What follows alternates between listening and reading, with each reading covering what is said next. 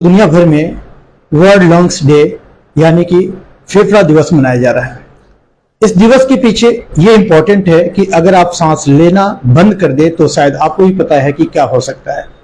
ऐसे में बहुत जरूरी है कि एहतियात बरतें और अपने आप को चेक करें कि जो सांस ले रहे हैं क्या वो हेल्दी है या फिर उसमें कोई दिक्कत है। अगर खासकर एनसीआर में आप रहते हैं तो शायद आप इसको यकीन कर पाना मुश्किल है कि आप एक स्वस्थ और स्वच्छ सांस ले पा रहे होंगे। इसको विस्तार से जानने के लिए, टेक्निकली जानने के लिए हमारे साथ doctor Sandeep Malhotra, senior chest एवं सांस रोग विशेषज्ञ। हम इनसे जानेंगे कि किस तरीके से आज के समय में ये बहुत इंपॉर्टेंट है कि जो सांस हम ले रहे हैं वो कितना हद तक क्वालिटी वाइज और या फिर वैसे सही है। और एक हेल्दी आदमी जो कॉमन देखते हैं, हर रोज हम लोग मूव करते हैं लेकिन कई बार वो भी सांस रोग से ग्रस्त हो जाते हैं। ऐसे में क्या उसका उपाय है, क्या सोल्यूशन है और क्या डेली अपने लाइफ में करना चाहिए सांस को हेल्दी बनाने के लिए। आज विश्व फेफड़ा दिवस जो है, वर्ल्ड लंग डे है। इस मेरे लिए भी एक अपॉर्चुनिटी है कि मैं आप लोगों से बात कर पा रहा हूँ और शायद कुछ बातें हैं जो हम सबको परिचित होना चाहिए। अभी जो आपने बोला कि जो सांस लेने में क्वालिटी ऑफ एयर है वो हम सब जानते हैं।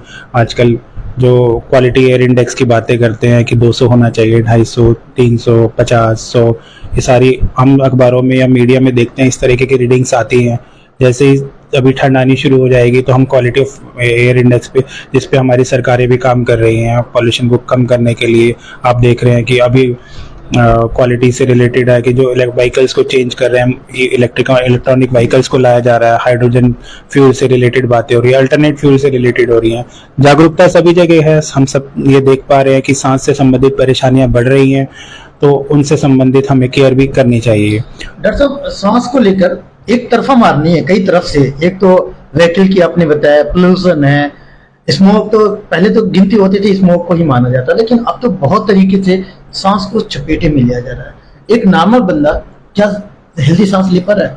आपकी बात बिल्कुल सही है कि देखो क्या है कि नॉर्मल सांस लेना आजकल के टाइम में, पर्टिकुलरली अगर हम एक बात करें कि जो हम दिल्ली एनसीआर में रह रहे हैं और हम ये कहें कि हमारे पास क्वालिटी ऑफ एयर अच्छी है, तो वो ऐसा नहीं है। हमारी जो ऑफिशियल डेटा भी यही कहता है कि क्वालिटी ऑफ एयर सफ़र कर रही है और इसको हम सब ने मिलकर ठीक करना है। चाहे हम ये बात करें कि हम अपने जो व्हीकल से रिलेटेड चेंजेस हैं, लाइफस्टाइल से रिलेटेड, पॉल्यूशन में जो हमारी, हालांकि अभी गवर्नमेंट की रूलिंग्स भी आ रही है, जैसे जनरेटर आप देखिए डीजी सेट्स को अल्टरनेट उस तरीके से किया जा रहा है कि वो पेट्रोल फ्यूल से और डीजल से ना होके आपका सीएनजी बेस्ड कर रहे हैं। तो ये जो अलग अलग स्टेप्स, क्योंकि ये पावर एडमिनिस्ट्रेशन के पास है, सारी चीज़ें की जा सकती हैं। और क्वालिटी ऑफ एयर पहले से हम ये कह सकते हैं थोड़ा सुधार तो है। अगर आप रीडिंग्स भी देखें तो भी हमारे फरीदाबाद और दिल्ली एनसीआर में जो क्वालिटी ऑफ एयर इंडेक्स है पहले से इम्प्रूव किया है। उम्मीद करते हैं अगर चीज़ें ऐसे ही बनी रहें और गाइडलाइंस फॉलो होती रहे तो ये अच्छी सांस हमें मिल पाएगी। और अगर इंडस्ट्री और नॉर्मल लोग सभी सपोर्ट करेंगे तो एक अच्छी सांस की हम लेने की उम्मीद कर सकते हैं। बट थोड़ा सा जो हमें, मुझे लगता है कुछ चीज़ों का ध्यान रखना चाहिए कि बिसाइड्स कि हम खाली पॉल्यूशन की बात कर रहे हैं, इसके अलावा जो हमारे को बहुत सारे ऐसे लोग हैं जिनको एलर्जिक इश्यूज भी हो सकते हैं। जैसे कि हम लोग सफाई करते हैं घरों में, या फिर हम ऐसी जगह पे जाते हैं जहाँ पर थोड़ा फसल कटाई से रिलेटेड कुछ इश्यूज हों, जहाँ पर एलर्जी से रिलेटेड हों। और घर में भी हम अपना देखते हैं कि कुछ चीज़ें हैं जैसे धूल मिट्टी, पेंट, परफ्यूम, अगरबत्ती का धुआं, बहुत सारी ऐसी चीज़ें जो खाने में भी हो सकती हैं जो हमें एक एलर्जी करती हो। तो खाली हम एक पॉल्यूशन पे ना रख के इसको एक मल्टी फैक्टोरियल असेसमेंट करना चाहिए, बहुत सारी चीज़ों को देखना चाहिए। पॉल्यूशन है, हमारा एलर्जी हो सकती है, आप देखेंगे पॉल्यूशन से रिलेटेड लंग्स में चेंजेस आते हैं, लेकिन जो एलर्जिक अस्थमा से रिलेटेड भी चेंजेस आते हैं।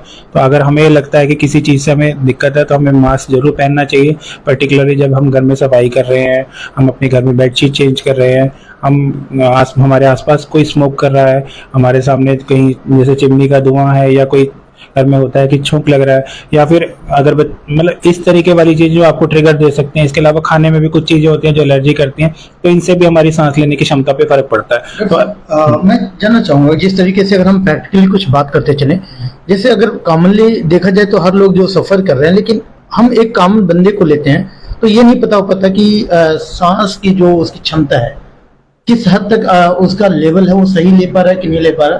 कोई जांच करने का तरीका है कि बंदा चेक कर ले अपने लेवल पे, कैसे जांच कर सकता है वो? देखिए एक्चुअली क्या है कि इसमें दो तरीके से हम समझ सकते हैं, एक हॉस्पिटल के अंदर और हॉस्पिटल के बाहर। जब आप हॉस्पिटल में आते हैं तो तकनीकी रूप से जांच की जाएगी, और अगर आप हॉस्पिटल से बाहर हैं तो हम ये समझ सकते हैं कि आप नॉर्मल एक असेसमेंट के पैरामीटर्स होते हैं। आप ये देखिए कि हमारी जो सांस लेने की क्षमता है 35 से 40 साल की उम्र के बाद ही धीरे धीरे कम हो जाती है। हर साल ऐसा माना जाता है कि 25 ml से 35 ml के अराउंड फेफड़े की क्षमता कम हो जाती है। तो एक एज पे आपकी ये क्षमता वैसे ही कम हो रही है। तो कुछ तो एज रिलेटेड चेंजेस हैं जो ऑब्जर्व होते हैं।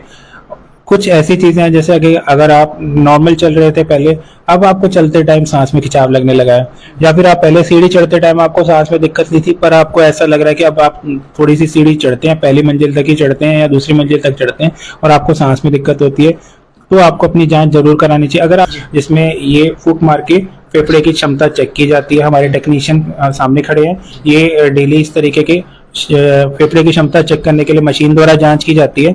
ये इस तरीके का ग्राफ है जो हमारे सांस लेने पे आता है, और इस ग्राफ में अलग अलग रीडिंग है जो फेफड़े की क्षमता को बताती हैं, जिनको हम फंक्शनल कैपेसिटीज बोलते हैं। Inspiratory, expiratory capacity, vital capacity, volumes, total lung capacity, ये इसी के प्रकार हैं। इसके अलावा और भी तरीके हैं फेफड़े की क्षमता जांच करने के लिए। ये एक प्राइमरी टूल है जो हम अपने यहाँ भी करते हैं, और जब हम रेस्पिरेटरी से संबंधित कैंप लगाते हैं वहां पर भी जांच करते हैं। इसके अलावा डॉक्टर साहब यहाँ पे अगर देखें तो आपके वहाँ स्पेशली सांस रोग के मोस्टली लोग आते हैं और रिकमेंड भी किया जाता है शहर की, कभी कोई ऐसा मामला होता है तो संतोष हॉस्पिटल जाए। लोग जो कम निकल के आ रहे हैं यहाँ फरीदाबाद या एनसीआर के लोग, तो कई बार वो लापरवाही कर जाते हैं कि हो सकता है कि थोड़ी दिक्कत आई हो, लेकिन जो अर्ली स्टेज आपने बताया चेक करने के साथ साथ इनको इन्फेक्शन या फिर उसका नुकसान क्या क्या होता है, जो सांस की संबंधित बीमारियां होती है क्या क्या नुकसान होता है उसको भी जानना है। देखिए क्या है कि ना सांस से रिलेटेड जो परेशानियां हैं, अभी थोड़ा सा मतलब मैं कोशिश करूंगा हम थोड़ा कि कम टाइम में ज्यादा बात आपको पहुंचा पाए। देखिए क्या है कि ना अभी अलग अलग तरीके से हमारे फेफड़ों को अफेक्ट करती है। अभी हम पॉल्यूशन की बात करें, हमारा पॉल्यूशन एमिशन होता है, जैसे हम बात करते हैं कि नाइट्रस ऑक्साइड है, सल्फर फ्यूम्स है, ओजोन है, ये सारी। तो ये सारी जो एक अभी हम देखते हैं कि ये सांस की जो परेशानियां हैं, ये सीओपीडी या हमारे जो हम काला दमा बोलते हैं, क्रॉनिक ऑब्स्ट्रक्टिव लंग डिजीज, उसकी तरफ ले जाती है। एक बार हमारे को अगर ये बीमारी हो जाती है तो फिर इसको हम वापस नहीं कर सकते। फेफड़े की क्षमता एक बार कम हो गई तो हम सिर्फ उसको मेंटेन करने की कोशिश करते हैं कि उसमें इन्फेक्शन ना हो, सांस की नली खुली रहे, लेकिन एक बार अगर हमें, तो ये एक इरिवर्सिबल चेंजेस हमारे फेफड़ों में आ जाते हैं, जिसे हम दमे का अटैक कहते हैं। आप देखते होंगे कि एक बार दमे की दिक्कत होगी तो। दूसरी चीज ये कि अभी चाहे वो पॉल्यूशन से रिलेटेड हो, चाहे हमारे स्मोकिंग से रिलेटेड हो, हमारे लाइफस्टाइल से रिलेटेड हो, दमे के अलावा हम ये समझ के चलें कि आजकल के सिनेरियो में 25 से 30% तक मान सकते हैं कि लंग कैंसर की तरफ भी ले जाती हैं। तो हम क्यों ये बात कर रहे हैं कि हमें टाइम पे ये चीजें पकड़ लेनी चाहिए, क्योंकि कोई ऐसी बीमारी ना हमारे को बढ़ जाए जिसको हम बाद में ठीक करने में बहुत दिक्कत हो। जैसा कि आप इस बेसिक से एक फोटो में भी मैं आपको शायद दिखा पाऊँ कि ये हमारा सीओपीडी यानी क्रॉनिक ऑब्स्ट्रक्टिव पल्मोनरी डिजीज है, ठीक है।